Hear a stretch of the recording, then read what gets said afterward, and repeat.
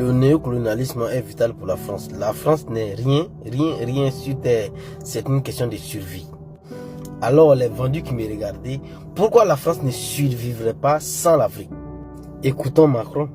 Le très lourd passé pour la France et l'Afrique.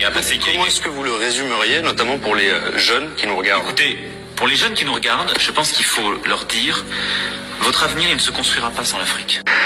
Votre avenir, il ne se construira pas sans l'Afrique. C'est impossible. Voilà la preuve, selon les panafricanistes, que la France ne survivrait pas sans l'Afrique. Voilà la preuve aussi pour les panafricanistes que ce sont les entreprises françaises en fait qui pillent le café et le cacao ivoirien, c'est eux qui pillent le diamant africain, c'est eux aussi qui pillent en fait l'or dans les pays du Sahel. Voici la preuve pour les panafricanistes que sans le pillage des colonies françaises en Afrique, la France ne survivrait pas.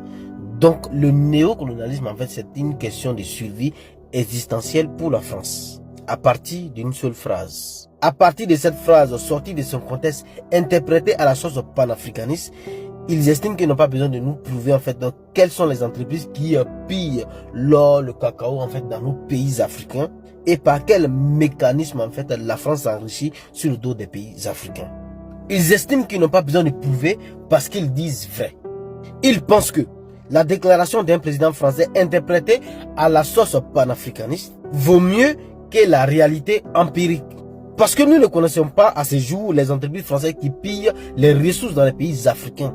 Sachez que c'est pas parce que Macron l'a dit que c'est une vérité pour les panafricanistes, mais parce que cette déclaration peut être interprétée à la sauce panafricaniste pour servir leur cause.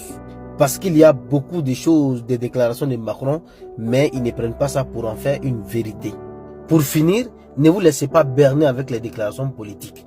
Demandez toujours des preuves. Quelles sont les entreprises qui pillent et quel est le mécanisme par lequel la France fait pour vivre sur le dos des pays africains.